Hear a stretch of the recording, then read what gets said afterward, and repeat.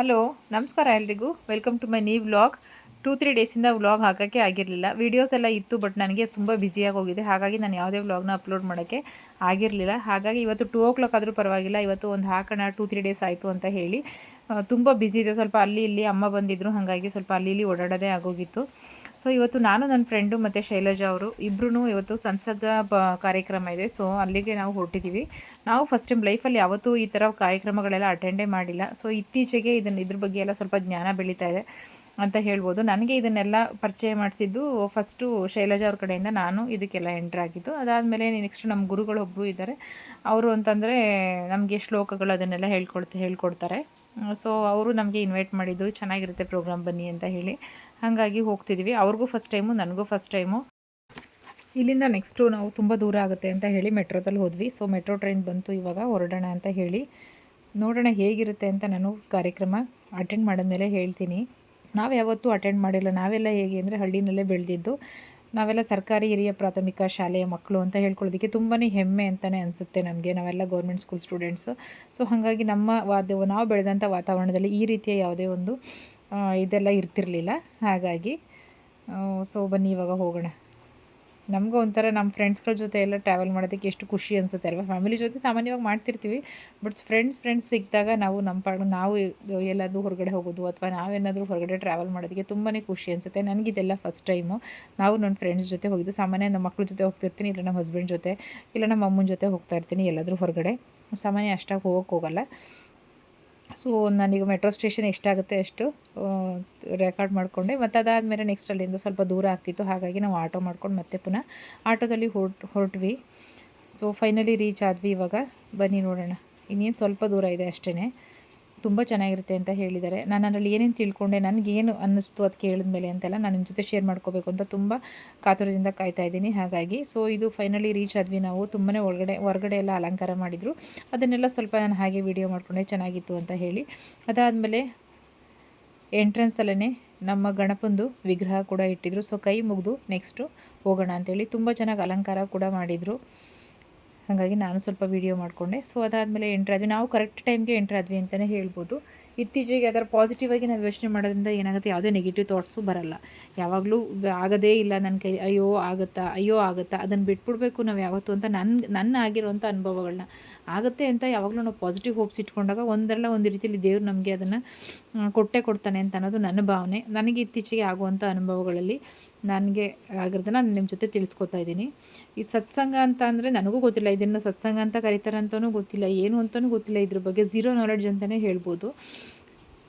ಸತ್ಸಂಗ ಅಟೆಂಡ್ ಮಾಡಿದ್ಮೇಲೆ ನನಗನ್ಸಿದ್ದೇನು ಅಂತಂದರೆ ತುಂಬ ಒಂಥರ ಮನಸ್ಸಿಗೆ ಶಾಂತಿ, ನೆಮ್ಮದಿ ಸಿಗುತ್ತೆ ಅಂತಲೇ ಹೇಳ್ಬೋದು. ಅವಕಾಶ ಸಿಕ್ಕಿದಾಗ ಅಟೆಂಡ್ ಮಾಡಬೇಕು ಈ ಥರದ್ದೆಲ್ಲ ಅಂತ ನನಗನ್ನಿಸ್ತು. ನಾವು ಫಸ್ಟ್ ಲೈನಲ್ಲೇ ಕೂತ್ಕೊಂಡ್ವಿ. ನಾವು ಹೋದಾಗೆಲ್ಲ ಚೇರೆಲ್ಲ ಖಾಲಿ ತೊಂಗಿ ಲಾಸ್ಟಲ್ಲಿ ಬಂದವರೆಲ್ಲ ಪಾಪ ಕೆಳಗಡೆ ಎಲ್ಲ ಕೂತ್ಕೊಂಡು, ನಾವು ಹೋಗೋಷ್ಟೊಳಗಡೆ ಸ್ವಲ್ಪ ದೇವರ ಭಜನೆಗಳು, ನಾಮಗಳು, ಶ್ಲೋಕಗಳು ಎಲ್ಲ ಹಾಡು ಹೇಳ್ತಾರೆ. ತುಂಬಾ ಚೆನ್ನಾಗಿತ್ತು. ಲೇಡೀಸೇ ಒಂದು ಶಾಸ್ತ್ರೀಯ ಸಂಗೀತ ಮೋಸ್ಟ್ಲಿ ಕಲ್ತಿರ್ಬೋದು ಅಂತ ಕಾಣುತ್ತೆ. ಹಾಗಾಗಿ ತುಂಬ ಚೆನ್ನಾಗಿತ್ತು ಅಂತಲೇ ಹೇಳ್ಬೋದು. ನಾನು ಅದನ್ನು ಪ್ಲೇ ಮಾಡ್ತೀನಿ ನೋಡಿ ಇವಾಗ.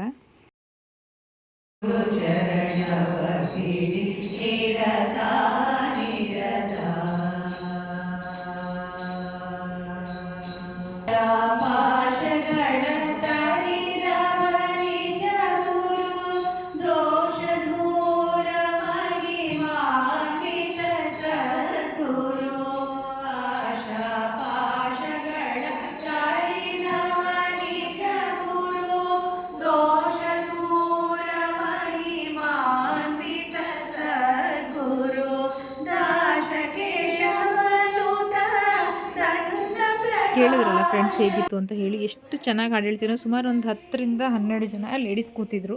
ಸೊ ಎಲ್ಲರೂ ತುಂಬ ಚೆನ್ನಾಗಿ ಎಲ್ಲ ದೇವ್ರ ಭಜನೆಗಳನ್ನ ಹಾಡ್ತಾಯಿದ್ರು. ಅದನ್ನೆಲ್ಲ ಕೇಳ್ತಾಯಿದ್ರೆ ನಾವು ಒಂದ್ಸಲಿ ಜೊತೆಗೆ ಸೇರ್ಕೊಂಡು ಹಾಡಬೇಕು ಅಂತ ಅನಿಸುತ್ತೆ.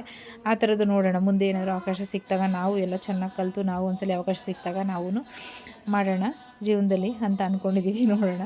ಸೊ ನನಗೆ ಸತ್ಸಂಗ ಕೇಳಿಸಿದ್ಮೇಲೆ ಅನಿಸಿದ್ದೇನು ಅಂತಂದರೆ, ಕೆಲವ್ರು ಹೇಳ್ತಾರೆ ನೋಡಿ, ಕೆಲವೊಂದು ವಿಚಾರಗಳನ್ನ ಕೆಲವರು ಗುರುಗಳು ಅಂತ ಯಾರಿಗಾರು ಒಬ್ರಿಗಿದ್ದರೆ ಒಂದು ಮಾರ್ಗದರ್ಶನ ತೋರಿಸೋದಕ್ಕೆ. ಈಗ ನಾವು ಚಿಕ್ಕ ಮಕ್ಕಳಾಗಿದ್ದಾಗ ನಮ್ಮ ಅಪ್ಪ ಅಮ್ಮ ಹೇಳ್ಕೊಡ್ತಾರೆ. ಕೆಲವೊಂದು ನಮ್ಮ ಮಧ್ಯ ವಯಸ್ಸಿಗೆ ಬಂದಾಗ ನಾವು ಕೆಲವೊಂದು ಗುರುಗಳು ನಮಗೆ ಕೆಲವೊಂದು ನಮ್ಮ ಮಧ್ಯ ವಯಸ್ಸಲ್ಲಿ ಏನಾಗುತ್ತೆ ತುಂಬ ಆ ಕಡೆ ಈ ಕಡೆ ಏನೂ ಆಗಲ್ಲ, ಸಿಕ್ಕಾಪಟ್ಟೆ ಕಷ್ಟ ಸುಖಗಳು. ಮಕ್ಕಳಿದ್ದಾಗ ಅಪ್ಪ ಅಮ್ಮ ನೋಡ್ಕೊತಿರ್ತಾರೆ, ಎಲ್ಲ ಏನೇ ಪ್ರಾಬ್ಲಮ್ಸ್ ಬಂದರೂ ಅಪ್ಪ ಅಮ್ಮ ಎಲ್ಲನೂ ಫೇಸ್ ಮಾಡ್ತಿರ್ತಾರೆ. ಮತ್ತು ನಮಗೆ ಅಷ್ಟೊಂದು ಕೊಡಲ್ಲ. ಬಟ್ ನಾವು ದೊಡ್ಡವ್ರು, ನಮ್ಮ ಮಕ್ಕಳು ದೊಡ್ಡವರಾದಾಗ, ನಾವು ವಯಸ್ಕರಾದಾಗ ನಮಗೇನನ್ಸುತ್ತೆ ಅಂದರೆ ಏನಾದ್ರು ಸ್ವಲ್ಪ ಕಷ್ಟಗಳು ಬಂದಾಗ ಎಲ್ಲ ಇತ್ತೀಚಿನ ಜನ್ರೇಷನಲ್ಲಿ ನಾನು ಹೇಳೋದು ಏನನ್ಸುತ್ತೆ, ಅಯ್ಯೋ ಇನ್ನೇನಪ್ಪ ಕಳೆದೋಯ್ತು, ಇನ್ನೇನು ಜೀವನ ಮುಗ್ದೇ ಹೋಯಿತು, ಬರೀ ನಮಗೇ ಬರುತ್ತೆ ಪ್ರಾಬ್ಲಮ್ಮು, ಬರೀ ನಮಗೇ ಆಗುತ್ತೆ ಇದೆಲ್ಲ ಕಷ್ಟಗಳು. ಇದನ್ನೆಲ್ಲ ಬಿಡಬೇಕು ಅಂತಂದರೆ ಈ ಥರ ಒಂದು ಸತ್ಸಂಗ ಕಾರ್ಯಕ್ರಮಗಳನ್ನ ಅಟೆಂಡ್ ಮಾಡಿದಾಗ ತುಂಬಾ ಹೆಲ್ಪ್ ಆಗುತ್ತೆ ಅಂತ ಅನ್ನಿಸ್ತು. ಒಂದು ಸತ್ಸಂಗ ಅಟೆಂಡ್ ಮಾಡಿದ್ರೆ 1,000 ಪುಸ್ತಕಗಳನ್ನ ಓದಿದಾಗ ನಮಗೆ ಎಷ್ಟು ಜ್ಞಾನ ಸಿಗುತ್ತೆ, ಅದಕ್ಕಿಂತಲೂ ಹೆಚ್ಚಿನ ಜ್ಞಾನ ಸಿಗುತ್ತೆ ಅಂತಲೇ ಹೇಳ್ಬೋದು. ತುಂಬ ಚೆನ್ನಾಗಿ ಹೇಳ್ಕೊಡ್ತಾರೆ ಎಲ್ಲನೂ. ನಮ್ಮ ಜೀವನವನ್ನು ಬದಲಾಯಿಸುವಂಥ ಶಕ್ತಿನೇ ಇದೆ ಅಂತಲೇ ಹೇಳ್ಬೋದು. ಅಷ್ಟು ಚೆನ್ನಾಗಿರುತ್ತೆ. ಗಮನ ಇಟ್ಟು ಕೇಳಿಸ್ಕೊಬೇಕು ಅಷ್ಟೇ. ಅವ್ರೇನು ಯಾರನ್ನು ನೀವು ಸನ್ಯಾಸಿಯಾಗಿ ಅಥವಾ ನೀವು ಇನ್ನೇನೋ ಇದಾಗಿ ಮಾಡಬೇಕು, ನೀವು ಸೈಂಟ್ ಆಗಬೇಕು, ಆ ಥರದ್ದೆಲ್ಲ ಏನೂ ಹೇಳಲ್ಲ ಅವರು. ನಾವು ಡೇ ಟು ಡೇ ಲೈಫಲ್ಲಿ ನಾವು ಸಾಂಸಾರಿಕ ಜೀವನದಲ್ಲಿ ನಾವು ಹೇಗಿರಬೇಕು, ನಾವು ಯಾವ ರೀತಿ ನೆಗೆಟಿವ್ ಥಾಟ್ಸ್ನ ಇಟ್ಕೋಬಾರ್ದು ಅನ್ನೋದ್ರ ಬಗ್ಗೆ ಹೇಳ್ತಾರೆ ಅಷ್ಟೇ. ಇವರೆಲ್ಲ ನಮ್ಮ ಫ್ರೆಂಡ್ಸು. ಇವರು ಪಿಂಕ್ ಕಲರ್ ಸ್ಯಾರಿ ಹಾಕೊಂಡಿರೋರು, ನಂತರ ಸ್ಪೆಕ್ಸ್ ಹಾಕೊಂಡಿರೋರು ನಮ್ಮ ಕೀರ್ತಿ ಮೇಡಮ್ಮು. ಮತ್ತೆ ನಿಮ್ಮ ಮನಸ್ಸಿಗೆ ಹೇಳಿ ಹೇಗನ್ನಿಸ್ತು ಅಂತ ಹೇಳಿ. ನೀವೇ ಹಾಂ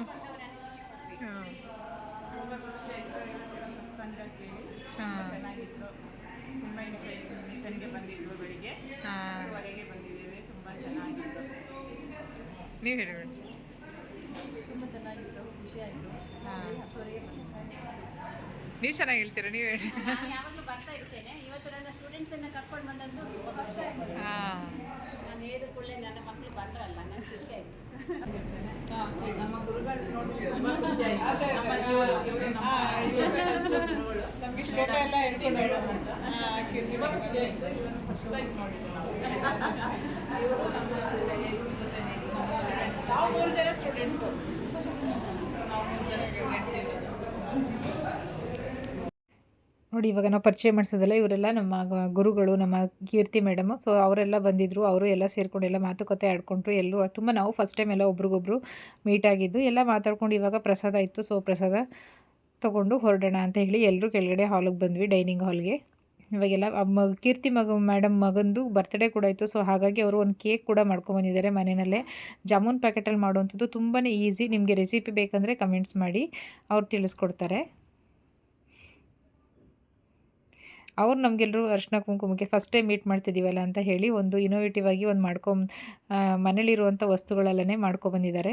ಸೊ ಆ ವಿಡಿಯೋ ಕೂಡ ನಾನು ಲಾಸ್ಟಲ್ಲಿ ಹಾಕ್ತೀನಿ, ಹೇಗೆ ಮಾಡಿದ್ದಾರೆ ಅಂತ ಹೇಳಿ. ಇದು ಕೂಡ ನಿಮಗೆ ಹೆಲ್ಪ್ ಆಗ್ಬೋದು ಅಂತ ಕಾಣುತ್ತೆ. ತುಂಬ ಕ್ರಿಯೇಟಿವ್ ಐಡಿಯಾಸ್ ಇರುತ್ತೆ ಅವ್ರ ಹತ್ರ. ಯಾವಾಗಲೂ ತುಂಬ ಬ್ಯುಸಿ ಇರ್ತಾರೆ, ಏನು ಟೈಮ್ ವೇಸ್ಟ್ ಮಾಡೋದು ಆ ಥರದ್ದೆಲ್ಲ ಏನೂ ಮಾಡಲ್ಲ ಅವರು. ನನಗೆ ಅವ್ರ ಜೊತೆ ಮಾತಾಡಿದ ಮೇಲೆ ಅಂತ ಅನ್ನಿಸ್ತು. ಸೊ ಬನ್ನಿ, ಇವಾಗ ನಮಗಿಲ್ಲಿ ಕೊಟ್ಟಿದ್ದು ಪ್ರಸಾದ ಕೇಸರಿ ಬಾತು ಮತ್ತು ಬಿಸಿಬೇಳೆ ಬಾತು, ಹಾಗೆ ಮೊಸರನ್ನ ಕೊಟ್ಟರು. ತುಂಬಾ ಚೆನ್ನಾಗಿತ್ತು. ಈ ಥರ ಕಾರ್ಯಕ್ರಮಗಳನ್ನ ಅಟೆಂಡ್ ಮಾಡೋದ್ರಿಂದ ಈ ಥರ ಒಳ್ಳೊಳ್ಳೆ ನಮಗೆ ಸ್ನೇಹಿತರು, ಗೆಳೆಯರು ಇದ್ದಾಗ ಏನಾಗುತ್ತೆ ಅಂತಂದರೆ ಒಳ್ಳೆ ಆಲೋಚನೆಗಳು ಮತ್ತು ನಮ್ಮಲ್ಲಿ ಸಕಾರಾತ್ಮಕ ಮನೋಭಾವನೆ ಬೆಳೆಯುತ್ತೆ ಅಂತ ನನಗನ್ಸುತ್ತೆ. ನಮ್ಮ ಮನಸ್ಸಲ್ಲಿ ಕೆಲವೊಂದು ಸಲ ಕೋಪ, ಅಹಂಕಾರ, ಅಸೂಯೆ ಅಥವಾ ಏನೇ ಇರ್ಬೋದು, ಎಲ್ಲ ಕಡಿಮೆ ಆಗುತ್ತೆ ಕಾಲಕ್ರಮೇಣ.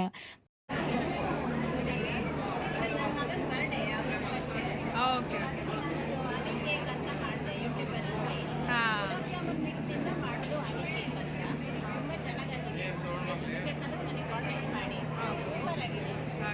ನಮ್ಮ ಕಡೆಯಿಂದ ವಿಷಯ ತಿಳಿಸ್ಬಿಡಿ ಮೇಡಮ್ ಮಗನಿಗೆ.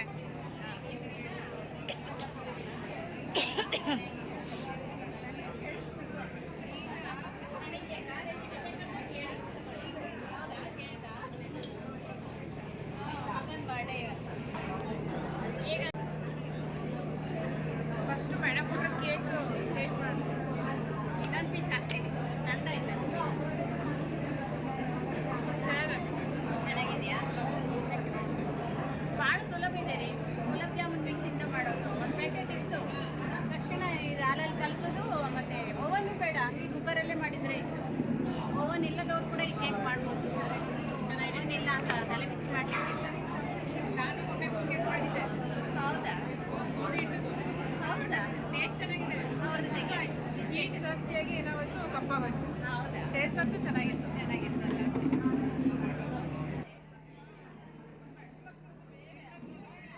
ಮೇಡಮ್ ಕೂಡ ಅವ್ರ ಮಗನ ಬರ್ಡೇಗೆ ಅಂತೇಳಿ ಮನೆಯಲ್ಲೇ ಹೋಮ್ಮೇಡ್ ಕೇಕ್ ಕೂಡ ಮಾಡ್ಕೊಂಬಂದಿದ್ರು. ಹನಿ ಕೇಕು ತುಂಬಾ ಚೆನ್ನಾಗಿತ್ತು. ಜಾಮೂನ್ ಪ್ಯಾಕೆಟಿಂದ ಮಾಡೋದಂತೆ. ಸೊ ಹಾಗಾಗಿ ಅದರ ರೆಸಿಪಿ ಎಲ್ಲ ಹೇಳ್ತಾಯಿದ್ರು, ಕೇಳಿಸ್ಕೊಂಡ್ವಿ. ತುಂಬಾ ಚೆನ್ನಾಗಿದೆ ಅಂತ ಹೇಳಿ. ರೆಸಿಪಿ ಯಾರಿಗಾದ್ರೂ ಬೇಕಾದರೆ ಕಮೆಂಟ್ಸ್ ಮಾಡಿ. ಕುಕ್ಕರಲ್ಲಿ ಕೂಡ ಮಾಡ್ಬೋದು, ಇಡ್ಲಿ ಪಾತ್ರೆಯಲ್ಲಿ ಕೂಡ ಮಾಡ್ಬೋದು ಅಂತ ಹೇಳಿದರು. ತುಂಬ ಕೂಡ ಚೆನ್ನಾಗಿತ್ತು. ನಾವೆಲ್ಲರೂ ಒಂದೊಂದು ಸ್ವಲ್ಪ ಟೇಸ್ಟ್ ಮಾಡಿದ್ವಿ. ಸೊ ಹಾಗಾದ್ಮೇಲೆ ನಮ್ಮ ಮಕ್ಕಳು ಅವ್ರ ಮಕ್ಳ ಬಗ್ಗೆ ಎಲ್ಲ ಮಾತಾಡ್ಕೊಂಡು ಹೀಗೆ ನಮ್ಮದು ಪ್ರಸಾದ ಎಲ್ಲ ಮುಗಿದ್ಮೇಲೆ ಮುಗಿಯೋದೇ ಲೇಟಾಗೋಯ್ತು ಅಂತಲೇ ಹೇಳ್ಬೋದು. ಹೆಂಗಸರು ಕೂತ್ಕೊಂಡ್ರೆ ಗೊತ್ತಲ್ಲ ಎಷ್ಟು ಮಾತಾಡ್ತೀವಿ ಅಂತ ಹೇಳಿ, ಮಾತೇ ಮುಗಿಯಲ್ಲ ನಮ್ಗಳದ್ದು. ಆರಾಮಾಗಿ ಎಲ್ಲರೂ ಹೋದಾಗಿತ್ತು, ನಾವೇ ಲಾಸ್ಟಲ್ಲಿ ಹೋಗಿದ್ದು. ಮಾತುಕತೆ ಎಲ್ಲ ಮುಗಿಸ್ಕೊಂಡು ಕೀರ್ತಿ ಮೇಡಮ್ಗೆ ವೀಡಿಯೋಸ್ ಎಲ್ಲ ಅಂದರೆ ತುಂಬಾ ಇಷ್ಟ. ತುಂಬ ಚೆನ್ನಾಗಿ ಮಾತಾಡ್ತಾರೆ, ತುಂಬ ಆ್ಯಕ್ಟಿವ್ ಆಗಿದ್ದಾರೆ ಅಂತ ಹೇಳ್ಬೋದು. ಕಸದಿಂದ ರಸ ಮಾಡ್ಬೋದು ಅಂತ ಹೇಳ್ತಾರಲ್ಲ, ಹಾಗೆ ತುಂಬ ಚೆನ್ನಾಗಿ ವೀಡಿಯೋಸ್ಗಳೆಲ್ಲ ಮಾಡ್ತಿರ್ತಾರೆ. ಆ ಥರದ್ದೆಲ್ಲ ಹುಡ್ಕೊಂಡು ವೇಸ್ಟಿಂದ ಏನೇನಾದರೂ ಮಾಡಬೇಕು ಅಂತ ಹೇಳಿ ಅವ್ರು ಯಾವಾಗಲೂ ಅವ್ರನ್ನವರು ಬ್ಯುಸಿ ಇಟ್ಕೋತಾರೆ. ಅವ್ರ ಬಗ್ಗೆ ಹೇಳಬೇಕು ಅಂತಂದರೆ ಗೌರ್ಮೆಂಟ್ ಸ್ಕೂಲ್ಗೆ ಹೋಗಿ ಫ್ರೀಯಾಗಿ ಯೋಗ ಹೇಳ್ಕೊಡ್ತಾರೆ, ಮತ್ತು ಆನ್ಲೈನಲ್ಲಿ ಕೂಡ ಲೇಡೀಸ್ಗೆ ಫ್ರೀಯಾಗಿ ಯೋಗ ಹೇಳ್ಕೊಡ್ತಾರೆ. ಮತ್ತು ಈ ಥರ ಶ್ಲೋಕಗಳು, ದೇವ್ರ ಭಜನೆಗಳು ಅದನ್ನು ಕೂಡ ಹೇಳ್ಕೊಡ್ತಾರೆ. ತುಂಬಾ ಚೆನ್ನಾಗಿರುತ್ತೆ. ಮೆಡಿಟೇಷನ್ ಮಾಡಿಸ್ತಾರೆ ಹೋಗಿ ಫ್ರೀಯಾಗಿ. ಅವರು ತುಂಬ ಬ್ಯುಸಿಯಾಗಿ ಇಟ್ಕೊಂಡಿದ್ದಾರೆ ಅಂತಲೇ ಹೇಳ್ಬೋದು. ಎಲ್ಲ ಮುಗಿಸ್ಕೊಂಡು ಎಲ್ಲರೂ ಅವರು ಕೂಡ ಹೊರಟರು. ಸೊ ನಾವು ಕೂಡ ಇವಾಗ ಬಂದ್ವಿ. ಅಲ್ಲಿಂದ ಟ್ರೈನಲ್ಲಿ ಬಂದು ಇವಾಗ BMTC ಬಸ್ ಇಟ್ಕೊಂಡು ಹೋಗೋಣ ಅಂತ ಹೇಳಿ ಮೆಜೆಸ್ಟಿಕ್ಗೆ ಬಂದ್ವಿ. ಸೊ ಇವಾಗ ಹೊರಡ್ತಾ ಇದ್ದೀವಿ. ಫೈನಲಿ ನಾವು ಮನೆ ರೀಚ್ ಆಗೋಷ್ಟೊತ್ತಿಗೆ ಆಗಲೇ 6 o'clock ಆಗೋಗಿತ್ತು ಅಂತಲೇ ಹೇಳ್ಬೋದು. ನಮ್ಮಿಂದ ಮೆಜೆಸ್ಟಿಕ್ ಬಸ್ ಸ್ಟ್ಯಾಂಡು ನಾವೆಲ್ಲ ಈ ಮೂವಿಗಳಲ್ಲೆಲ್ಲ ತೋರಿಸ್ತಾಯಿದ್ರು ಮೇಲ್ಗಡೆಯಿಂದ, ಹಳೆಯ ಮೂವಿಗಳಲ್ಲಿ. ನಮ್ಗೆ ಹಳೆ ಮೂವಿ ನಮ್ಮ ಜನ್ರೇಷನ್ ಕಿಡ್ಸ್ಗೆಲ್ಲ ಗೊತ್ತಿರುತ್ತೆ ಇದು. ಸೊ ಅವಾಗ ನೋಡಿದ್ದು. ನಾವು ಇವಾಗ ಲೈವಲ್ಲಿ ನೋಡೋದಕ್ಕೆ ತುಂಬಾ ಚೆನ್ನಾಗಿತ್ತು ಅಂತಲೇ ಹೇಳ್ಬೋದು. ಸೊ ಇವಾಗ ಕೀರ್ತಿ ಮೇಡಮ್ ನಮಗೆಲ್ರಿಗೂ ಅರಿಶಿನ ಕುಂಕುಮ ಕೊಟ್ಟರು ಅಂತ ಗಿಫ್ಟನ್ನು ತೆಗೆದು ನೋಡೋಣ ಬನ್ನಿ ಹೇಗೆ ಮಾಡಿದ್ದಾರೆ ಅಂತ ಹೇಳಿ. ನಾವು ಕೆಲವೊಂದೆಲ್ಲ ಇತ್ತೀಚೆಗೆ ಏನಾಗುತ್ತೆ ಅಂದರೆ ಬ್ಲೌಸ್ ಪೀಸ್ಗಳನ್ನ ನಾವು ಕುಂಕುಮ ಕೊಟ್ಟಾಗ ಅದನ್ನು ಉಪಯೋಗಿಸಲ್ಲ, ಯಾರೂ ಸ್ಟಿಚ್ ಮಾಡಿಸ್ಕೊಳ್ಳಲ್ಲ. ಸೊ ಇವಾಗೆಲ್ಲ ಸ್ಯಾರಿ ಜೊತೆ ಬಂದುಬಿಡುತ್ತೆ. ಹಾಗಾಗಿ ಅವ್ರದ್ದು ನೋಡಿ ಪಾಸಿಟಿವ್ ಥಿಂಕಿಂಗ್ ಹೇಗಿದೆ ಅಂತ ಹೇಳಿ ಅದ್ರ ಜೊತೆ ಒಂದು ಬುಕ್ ಕೂಡ ಕೊಟ್ಟಿದ್ದಾರೆ.